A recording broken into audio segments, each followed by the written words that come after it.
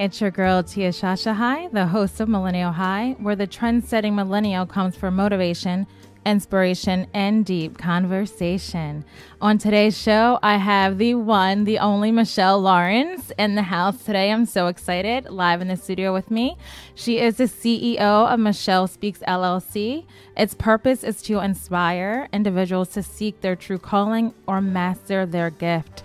And that's what we'll talk about today. So I am thrilled she's on the show. I also have my co-host, Michele. Hi. Who did none of that, by the way.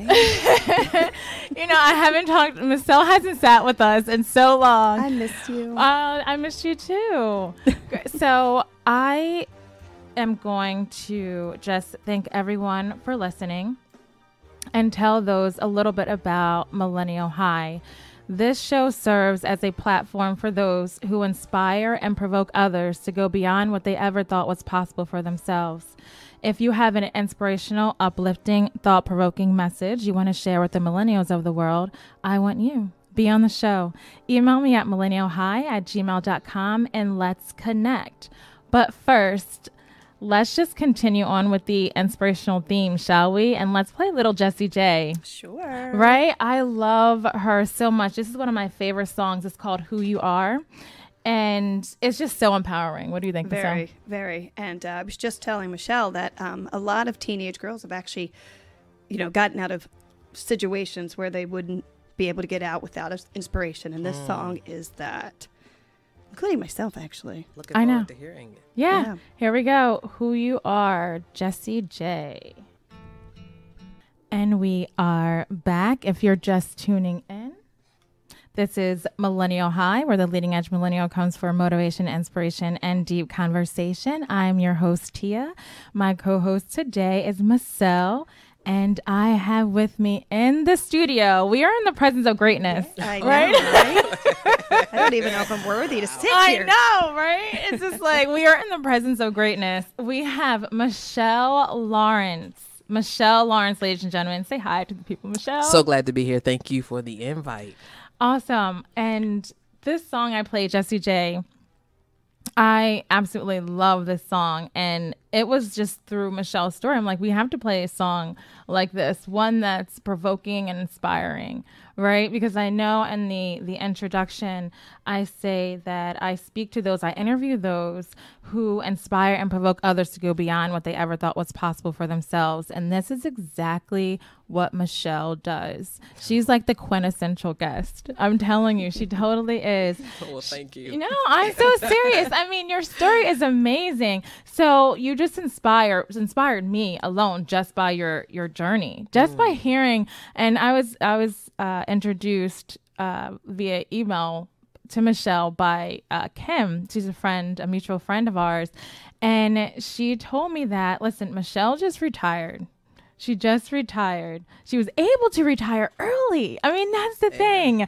Early as senior vice president for the Philadelphia retail market, right, for Wells Fargo. Yeah. I mean, come on. I'm like, and that alone, I was in awe. Like, she could have stopped there and I'm like, okay, can she be on the show? You know what I mean? And that would have been good enough, and right? that would have been good enough. But then I go in to do my research and I'm like, oh, this woman, oh my gosh. She doesn't stop there. She goes above and beyond. She doesn't stop there. It goes above and beyond. Michele is just amazing. She is the creator of Saving Our Boys Leadership Development Institute. She is the CEO of Michele Speaks. She's the host of her own radio show called Michele Speaks Radio.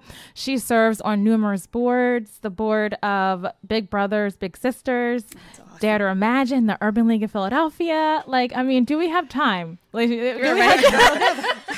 I'm starting to wonder who you're talking about. It's you, girl. It's you. It's you, right? No. And this is just not even the end of it. So she has so many accolades. And I kind of feel like we talked about this earlier and I share with her, as being honest, I'm like, Michele, I don't even think I can fit everything that you've done into the span of an hour show. And I want to give you like so much props, so much credit because you're just amazing. And she's like, dear, don't worry about it. And she's humble too. And I'm like, okay, done. Michele, talk to me. Let the people know who you are. Thank you so much for being here. I am ecstatic to be here. First of all, to be on a Millennial show and be slightly removed is what I'll say from being a millennial.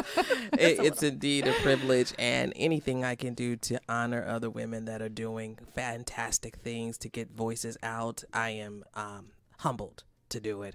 And so the journey of Michele, once upon a time, right? Yeah. I was completing my undergraduate degree at Rutgers College, and I've been working. I always worked. I kept a job no matter the age, and started at 13 doing hair, babysitting, just anything to keep money. And it wasn't because I came up without.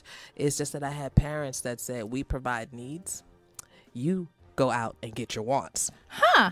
And so I had a loving, doting father, a very strong mother who believed in principles. And, you know, when you have those kind of firm principles of take care of your needs, and if you have a want, work for it. Right. And so growing up with the work for it spirit, that's what did it. And so fast forward, I was in college at Rutgers completing my undergraduate degree. And like most millennials, I had this, well, until I get my real job, let me go do something, right?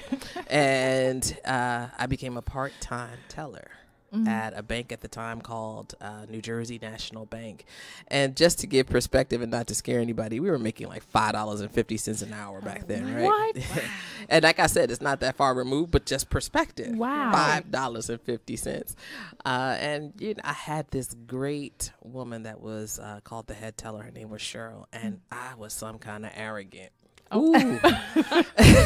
You know, I knew I was good at what I did. I was a quick learner. And she finally said, did we hang a banner that said, come work for us, Michele? Or did you come and apply? Wow. And it was humbling because at the time I was so busy going, this is not my real job. This is not my real job. When I get my real job, then I'll be ready. That I wasn't honoring what I had. And so what I will share with you millennials is you don't know what you have and the door that can be opened for you by those that you are encountering and engaging at the moment.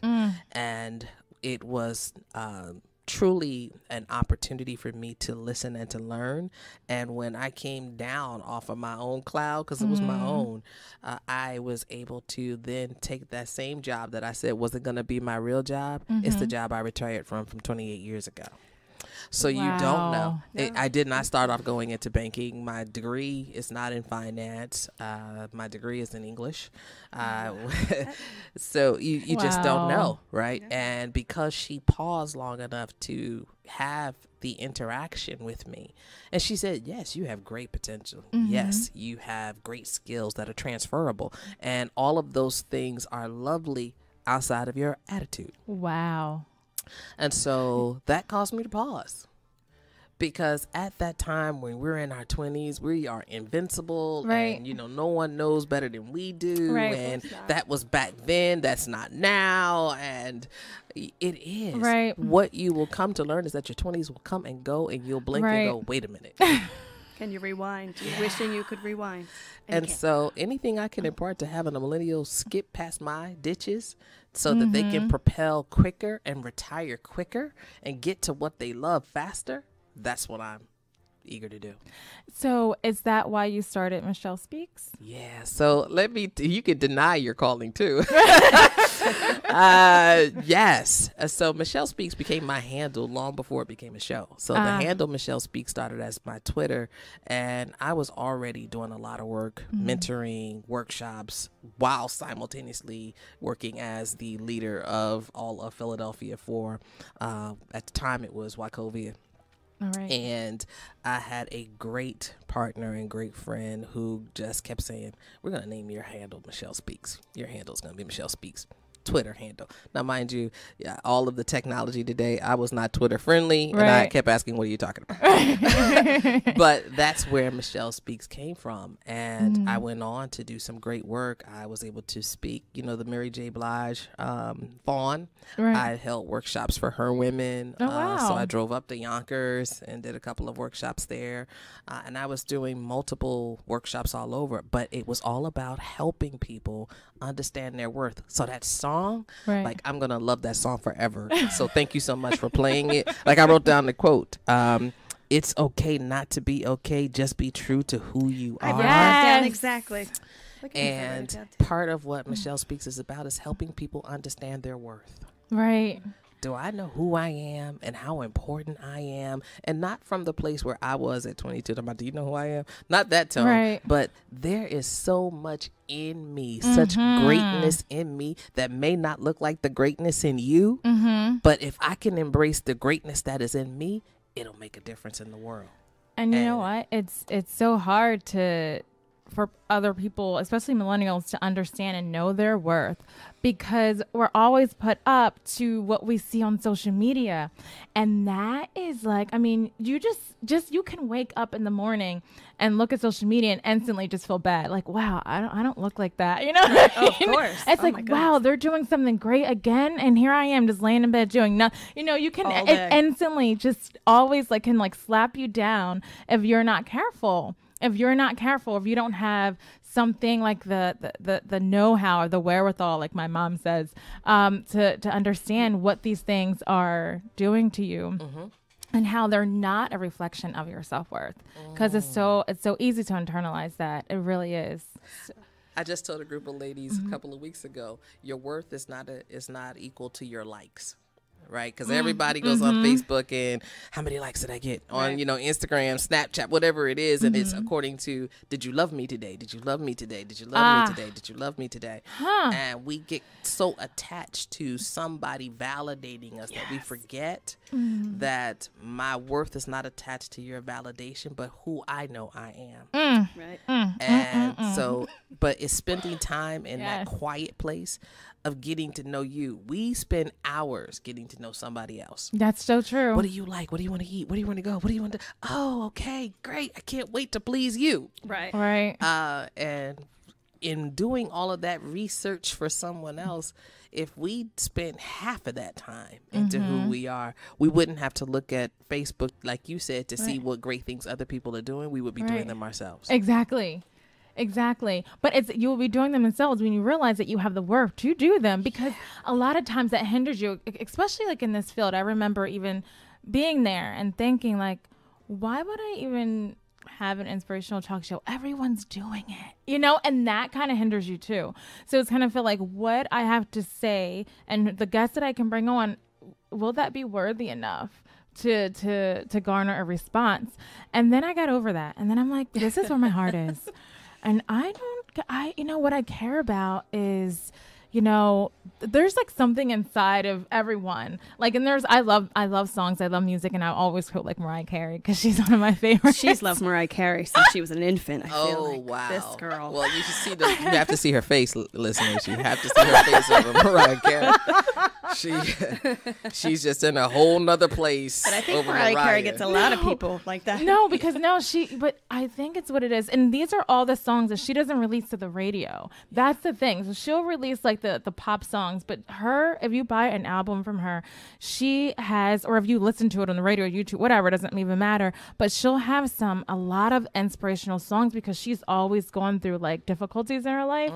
So there's just one song that I love, and I know I brought it up here before, but it was on the Rainbow album, and it's called Can't Take That Away. And when she says, there's a light in me that shines brightly, you can try, but you can't take that away from me. And that helped me through high school. That song was my theme song in high school. And I would always refer back to that anytime I felt I guess it's a crazy word to say, but kind of inferior. Is that, you understand what I'm saying? Absolutely. Yeah. So I would always refer back to that lyric because sometimes you need that reminder, that reminder to continue. That you are wonderful. Right. And absolutely. You have to realize that for yourself. Yeah. I think that's the key. And if you don't get it when you're a millennial, trust me, it doesn't go away when you get older. Mm. In fact, it'll start just to manifest itself in other ways, in the workplace. If you have families, it'll show up there. So it's something that you have to begin addressing and looking at now. And I give this exercise, and folks think I'm crazy. I'm like, can you look in the mirror and just say, you know what? I love you. And be looking at you. And, you know, I get this, are you serious? Oh, that's so strange. Oh, that's okay. Well, something in that alone tells me about where you are with you. Exactly. So if you can't look in the mirror and say, God, I love you, and mean it, then there's work to be done. And it doesn't mean that, you know, you're broken, because we all have our fractures, right? Exactly. We all have some pieces to us that need to be mended or put back together. But the best time to address that is now. Just go, what is it about me that I'm challenged by, and why? And then realize that in me, in my brokenness is all, still lies this wonderful blessing that if I don't do what I'm called to do, then it will impact the world. That's just how serious it is. When I do what I am supposed to do, what I am born to do, there is a crazy ripple effect that will cause the biggest tidal wave of whatever it is that gift is, that once it starts to hit, it changes the world. It changes lives. I wish I knew this when I was a teenager, because the mirror I would avoid. For many, many years in high school, I would avoid looking in the mirror. And it wasn't until I started doing high school lectures that I forced myself to stand in the mirror and talk back to myself that I started to get that. Well, we all had those images. So no matter what you're growing up with, if it wasn't Halle Berry, Janet Jackson, and we all got these images. You know, now they got, it's Rihanna, Beyonce, whoever it is that you're comparing and contrasting yourself to. Well, just accept, you know, I learned as I got older, and that's why I'm sharing the message now. Tell somebody when you see them, instead of looking them up and down going, who she thinks she is, look them up and down and go, God, you look great. Yeah. Oh, wow. I totally agree. Yeah. That is so sharp. And every opportunity I get to say, God, that is so good. That is so unique. Yes, I'll do it. Anytime you get to lift or to pull or to push somebody into a better space about themselves, do it. Do it, and do it for yourself. Yeah. And understand that you're going to make your mistakes. Right, exactly. How did you find your purpose? How did you know what your calling was? That's a tough question. So I've got to answer that in like 30 seconds or less, because it'll take me, 30 years. So there were a number of different people. And as crazy as it sounds, there were people who first said, oh, you're going to be a lawyer, you love to defend, or you're going to, be an advocate because, you love to contribute and help people. But the theme that kept happening is you help make people better. You spend time helping people get better. And that is how it first started translating. And in the work that I did, even while I was at the company, I spent a great deal of time with numbers and finance, but I also spent a great deal of time leading, coaching, and developing people who subsequently helped customers. So when you understand that the life that you are teaching, coaching, is now going to go out and teach and coach someone else, and that's a ripple effect, you start to pay very close attention. So I found that through another, so here you go, millennials, I found that out through another tough lesson, because I was a leader with a whip. I was just like, come on, you need to do that faster. You need to do that better. We need to get it done. And, I would time them. I would look at my watch. Wow. Boy, and sounds like it was how fun. fast can you count? Let's get it done, because we got to open the branch. And, I was that kind of, because I was regimented. So for me, it was process, and little focus on people. But when I did focus on people, folks were like, God, you're so good. But yet again, there was a leader, Rosemary, who said, you're going to have a mutiny. Oh. Literally. You're going to have a mutiny. Nobody likes you. Oh my gosh. That was my reaction now, right? But back then I was mortified. I'm like, what do you mean? I'm working so hard. I'm here every day. And she says, but they don't like you. And, we stand on this principle of, you don't have to like me. You have to respect me. Well, right. Okay, well, let me tell you, they don't respect you either. Because tyrants don't get respected, they are feared. And Right. the moment that there's no longer a reason to fear you, I don't want to tolerate you or be bothered with you. And so I literally swallowed my pride. I brought everybody in one at a time and said, what can I do? Wow. And how have I impacted you? And I did that at 27 years old. Wow. And I went through one by one, giving them 1 hour sessions to tell me how I have impacted them. And then what would it take for repair? Wow. So yeah, then once I learned that, I became not just effective at process, but I became affectionate and compassionate as a leader for Right. people. Right. And so once I was able to put those things together and then learn to become a better listener, it was at 28 years old that I said, I can do this. Wow. I can lead people. I know I can. There's a reason why they're following me. Mm-hmm. And now it's my responsibility to be the best leader I can be. Mm-hmm. Once you understand what you're supposed to do, it is your job to become excellent. Right. Not perfect, Right. because there's no perfect person. Right. But it's your responsibility to become excellent, because the more people you become responsible for, Mm-hmm. the more impact you have. So your learning curve has to shorten. It has to continue to get shorter, because in your learning curve is somebody else's falter and failure. Huh. I never looked at it that way. Yeah. Wow. The I could listen so- to her all day. Keep talking. So the longer it takes you to learn Mm-hmm. and you're leading, so they're only going to learn somewhere between 60 to 7% of what you teach to begin with. So if you're teaching and learning simultaneously and you don't have it right, Right. then the likelihood of the people you're teaching getting it right goes from 70% down to 40 to 45, to 30%. So now you have people with your gap and your issues. Right. Right. Remember they say, think about your parents. It's like, oh, you're just like your mother, or you're just like your father. Or Right. you're just right. So think about being a leader, and you've got this tribe of people, Right.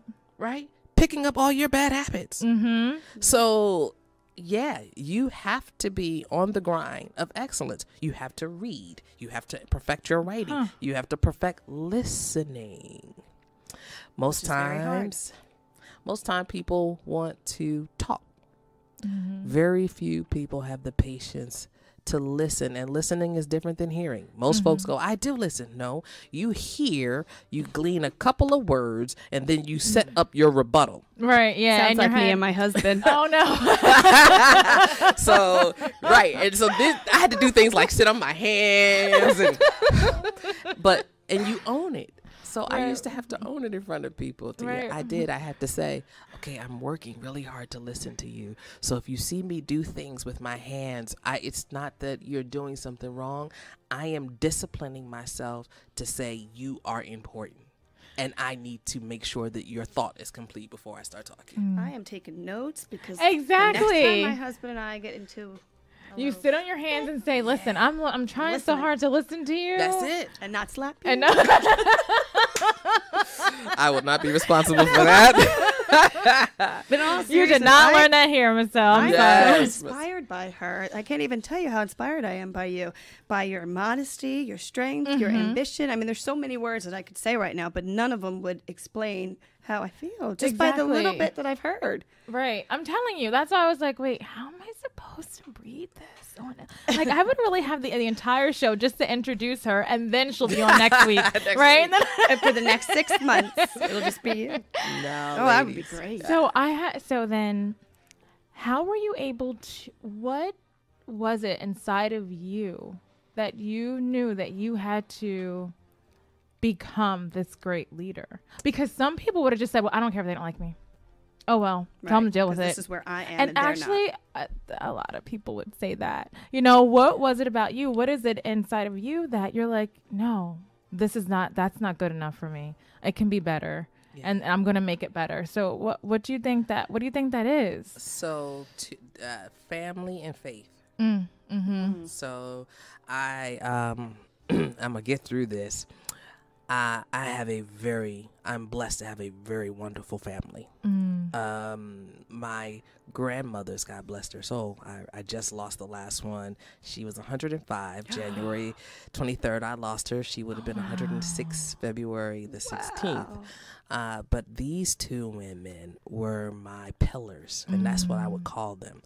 From the time I was born, one was to my right, one was to my left. And though they never got past the 3rd or 4th grade, the wisdom I gleaned from these women will carry me for the rest of my life. Wow. Loving parents, I talked to you about them already, but these two women would work for the benefit of others despite themselves.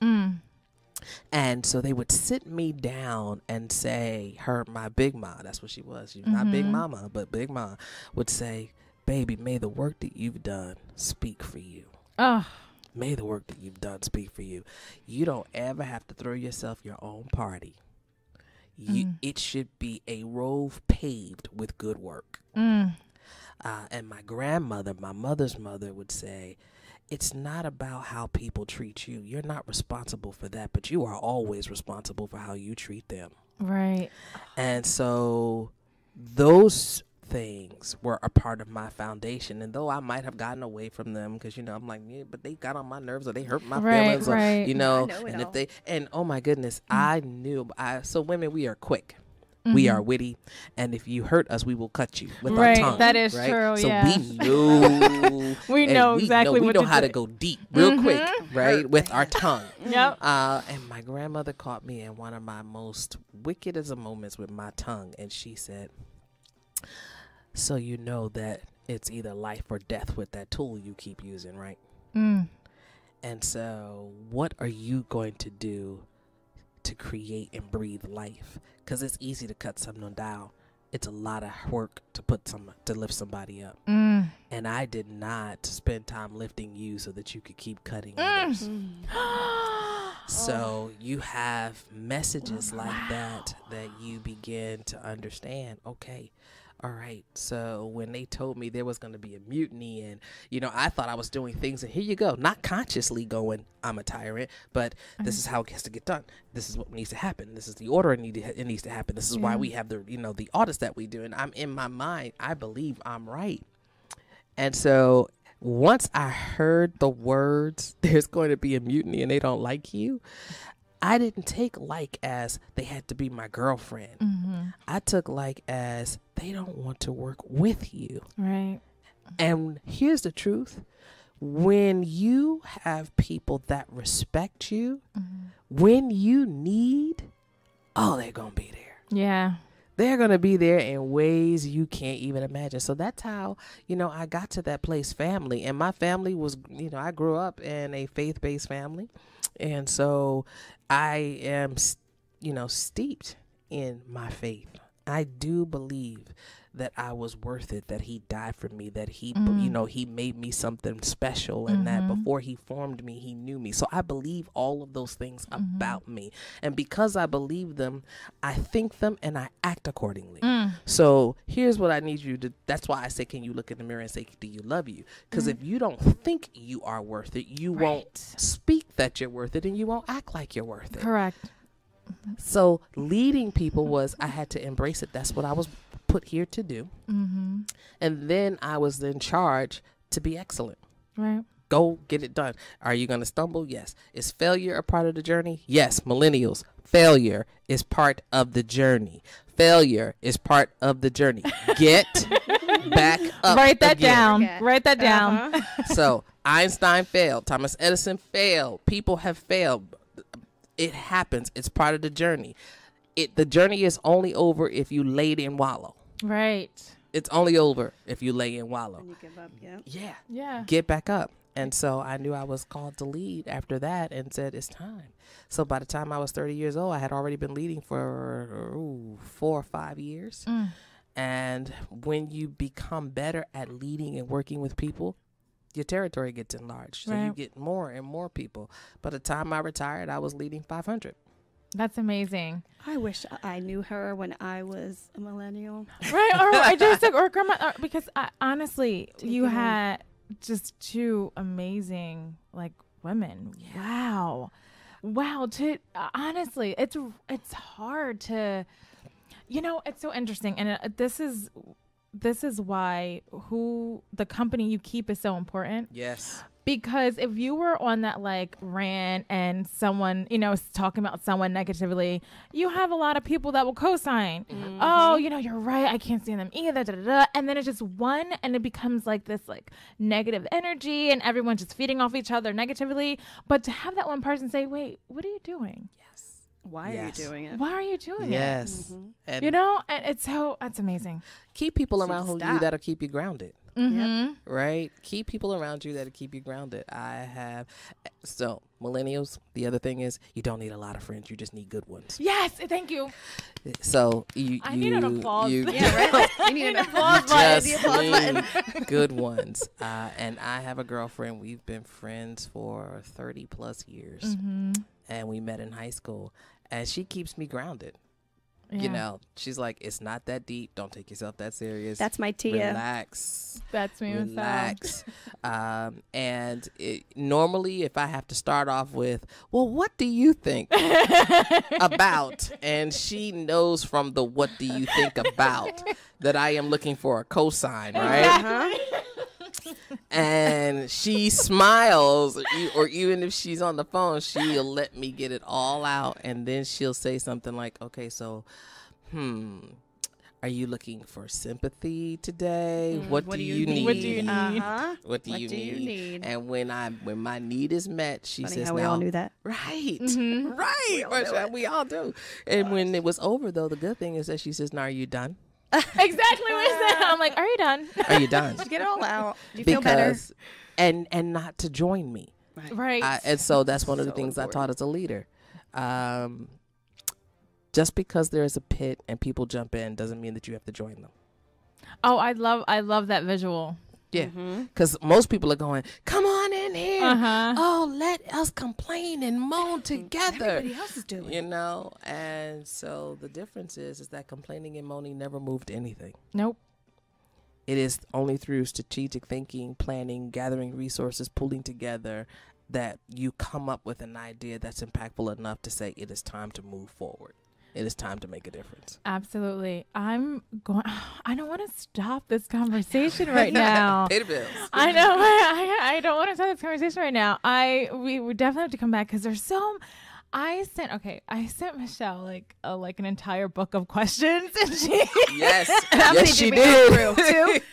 Because but that's how my mind works, right? Because when I know, I'm like, okay, well, wow, and I want to know this, and I want to know that, and I want to know that, and I just like send it. I'm like, here, you pick what you want to talk about because I can actually talk about all of this, but we can't. Let's just go into what's trending with Michele, and then we come back. We're going to talk to Michele a little bit more. And then we're going to close out the show. But stick around. Michele, what's trending? Girl, okay, so I don't know if it's trending, but I need to tell you my experience. So we just came back from Florida. And before you go on vacation, what you do is you buy outfits. Mm-hmm. And so I went to a chain store like Old Navy, Gap. And I bought a dress because my husband has a credit card. And we went so exactly. That works. So I thought I bought she bought this me dress. a dress too. No, I'm joking. I would have if you came with me. My husband's like that. What do you need? Go ahead. No, go ahead. So I buy this dress that I thought was so cute. I'm going to wear it to dinner. Now, we're in Florida. We go to Disney Springs and dinner with Josh's family, my husband's family. My kids are with us. My daughter says, I have to go to the bathroom. I take her to the bathroom. I come back. Now my son has to do it because that's what kids do. Right. Take my son to the bathroom. I get a tap on my shoulder, and a woman says, I love your dress. And here I'm like, that's the nicest thing I heard all day. I'm about to turn around and be like, oh, thank you so much. I turn around and she's wearing the same one. Oh, wow. And in that moment, it was so awkward for me that I didn't know what to say. And I said, girl, you got some good style. And something so embarrassing and awkward. Right. So we end up walking out. And in my mind, I am like, everybody in this restaurant is staring at us walking out. And they're laughing at us because we have the same dress. That's not happening, but that's how I felt. So not even 30 minutes later, we go into a Star Wars store. Mm-hmm. In the same Disney Springs. Mm-hmm. And I look over and there's another woman wearing the same dress. And I said to my husband, I can't do it again. And I scurried over to the other side of the store. He thinks it's hysterical, but I can't go through this again. So I leave the Star Wars store. The next morning, of course, I'm not wearing the dress now, but in my mind, I was already thinking about it all night. I'm already in this mode that I'm just hysterical. So I go. There's 1,000 gift stores that you can pick from when you're buying souvenirs for your family.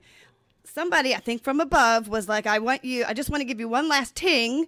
And I go into this store and I look over and there's another woman wearing the dress. What did the dress look like? Okay, so I wanted to burn this dress, cut it up, because I don't ever want to see this dress ever again, because I'm paranoid that this is going to happen. And I'm wearing it right now because I wanted you guys. I wanted to relive the moment.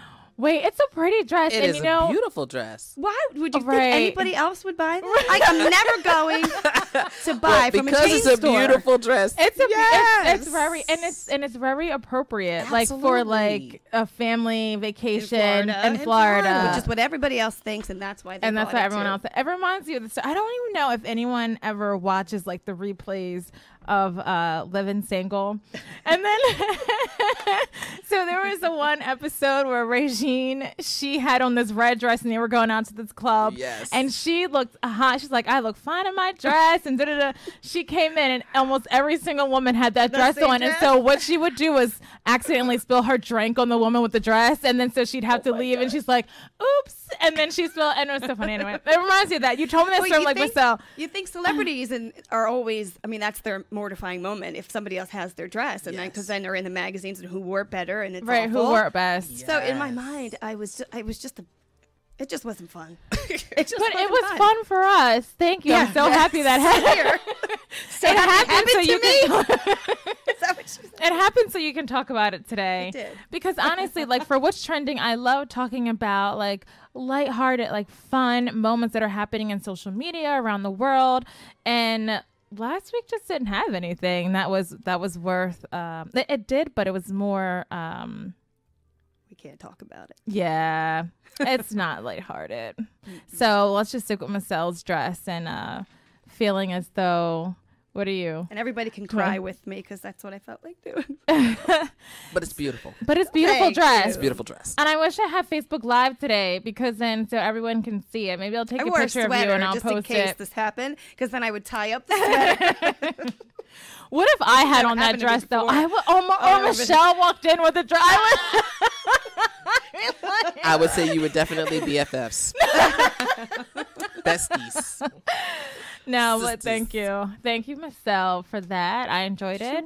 And I want to talk to Michele some more because there's so many things I want to talk to her about. So let's just talk about your most recent workshop. It just passed. Yes. But I want you to kind of vibe a little bit with my listeners about what it was about and when your next workshop would be. Yes. The workshop was Finding Your Voice, and it was a workshop for women.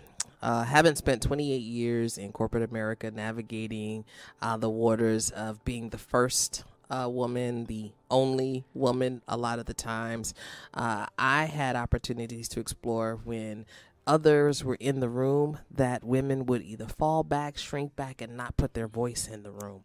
And so it became critically important that I spent some time saying that's not going to happen for the next generation.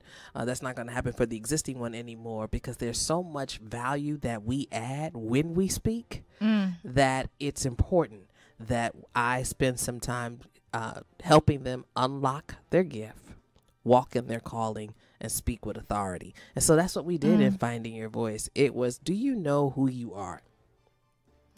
When we ask that question, so who are you? We go into, my name is Michele Lawrence and I'm the area president or the CEO. And that's not who I am. That's what I do. I don't even know if I would know how to answer that question. And so that's part of what I want people to get in touch with. Well, who am I and what is my gift? And so when you ask me about leading and when did that happen? So right around 30 to 27, 30 years old is where I said, this is my gift. I know how to lead. I know how to use my voice to gain commitment, get buy-in, influence, negotiate. And so how do I do all of these things? Well, women, if you had come to my workshop, finding that gift, that innate thing that just is in you. You do it without thinking about it. You just know how. You gravitate to it. And that thing that annoys you that folks are doing that you're like, well, what's taking you so long? What's the problem? Why don't you hurry up? Right. That is the thing that you're meant to do, that your purpose to do, that your purpose to fix, enhance, develop. Huh. Interesting. Yeah. Your gift lies because it's rubbing you because you know how. Right. The rub comes because you don't want to. Now I know how to fix it. See all this laughter? Yeah, right. That's what happened in the workshop. I get it. Yes, they were like, ooh. Right. Ooh. Right. I didn't expect this to feel like this. Call me out. Yes. Right, exactly. But in that moment, in that room, folks were actually spending some time writing, journaling, being honest about what is it? What is it? And here's the other thing that I'll say in particular about us as women, and to all of your listeners that, men and women, spend some time with you. Spend some time with you. Finding your voice meant that, just like I said earlier, you always want to know about somebody else and what do they like. Well, your voice isn't in theirs. In fact, one of the quotes that I shared said, stop worrying about what people want to hear and say what's in your heart. Oh, can I say something about that really quick? I just want to Yes. Speak. But that was I feel like it's so interesting because that's what everyone says. They always say, well, who is your audience and what do you think they want to hear, and give them that. But it's kind of like, but I don't like, you attract your audience by revealing yourself, by being vulnerable, by being transparent, and then they'll come to you. Right. And I love that you said that. It almost makes you speechless, right? I know. It does. Build the bridge and they will come. Yes. Build the bridge and they will come. Not they are going to come and then go build the bridge. Build the bridge and they will come. And here's the truth. I tell folks now, my family, if they are listening, they're going to laugh. I tell folks I am not a household product. I'm not meant for everybody. Oh, right. Exactly. My name is not Lysol, Clorox. And so, no, but the reason I say that is because we want to be for everybody. And so you may not be. Just think about the products we use, right? Apple is not meant for everybody. Right. Mac products, Microsoft, Dell, right? All of these products attract and draw different people. So your show isn't meant for everybody, but whoever tunes in, it's meant for them. Right. It's meant for them and the impact it's going to have. And so if we stop trying to go along and get along, right, and be purposeful about what we're supposed to do, that's the impact.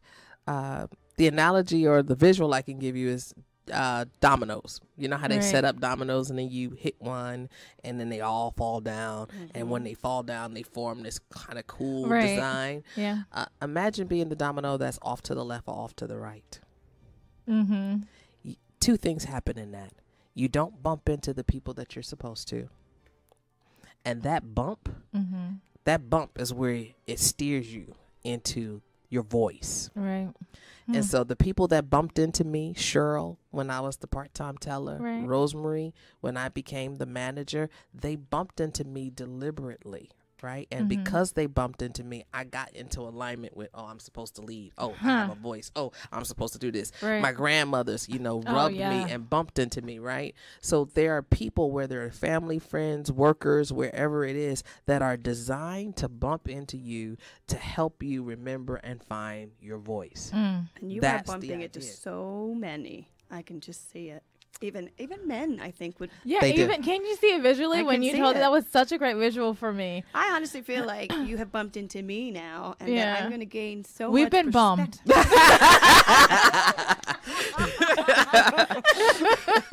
I am so We've officially been bumped. Yes, but that's the whole idea.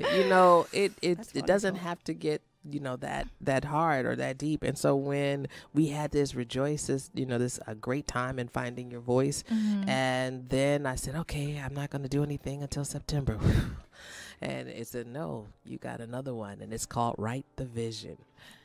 Right? The vision Right. is in June. So many people do vision boards. Right, There's yeah. cut out the articles, put, I want to see your future, get this board, be purposeful, where there's pictures or words, you put it on the board. Well, that's the vision board. You get to see it. They say put it someplace where you're going to see it every day. Right. I am taking it a step further and said, now that you've seen it, what have you done about it? So it is taking that vision and translating it into actionable steps with measurable outcomes. It's one thing to see my vision, but if I don't have steps that say, what am I doing now, next, and in the future to achieve these things, then they're pictures on this board. But they haven't come to fruition. I know. June 24th. I'm in. Yeah. Right in Philly. That is the idea. And so it's taking that. And it's planning, prioritizing, and preparing. Those are the 3 Ps. And interestingly enough, I've been teaching those 3 Ps for better than 20 plus years. But it's planning, preparing, prioritizing. You have to do those things in order to achieve the things you see on that board. Right. I look at my board now, and I did my board 10 years ago. And some folks update their boards frequently. I don't change my board until I've accomplished it. Oh, wow. Right. If you are purposeful with what you put on it, then it's not something that I have to renew every year. Right. It's not a New Year's resolution. It's a plan. That's why the vision becomes so real for me that I'm looking at it going, I've done that. Okay. I've done that too. Check. Okay. So how did I learn? And the reason we're translating it into writing is for 2 things. I told you I'm faith-based, but I'm also a minister. So the word says, write the vision and make it plain. It didn't say make a vision board. Right. and vision boards are good. I'm not taking away from it because how we learn. There are 3 ways to learn. Right. Visual is one of them.